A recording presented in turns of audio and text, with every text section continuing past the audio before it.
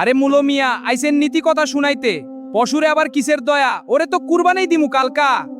ফুলকপি, দেখছো আমাদের গরুটা কত শান্ত।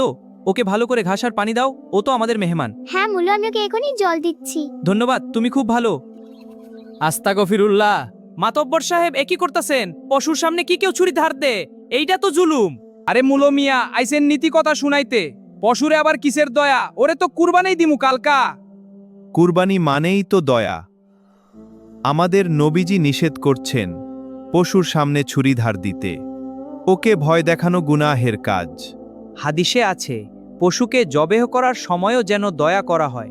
ছুরি হতে হবে ধারালো, যেন ওর কষ্ট কম হয়, কিন্তু সেটা হতে হবে গোপনে। কুরবানির আগে পশুকে পেট ভরে পানি খাওয়ান। ওর তৃষ্ণা মেটানো আমাদের দায়িত্ব।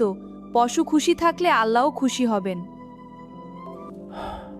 আমি তো এইগুলা জানতাম না মুলো ভাই। আমি শুধু মাংসের চিন্তাই করছি, পশুর কষ্টের কথা একবারও ভাবি নাই।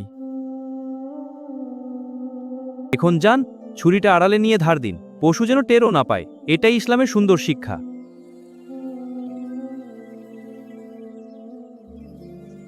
আল্লাহ আমাদের এই কুরবানি কবুল করুন। মনে রাখবেন, তাকওয়া আর দয়াই হলো কুরবানির আসল উদ্দেশ্য।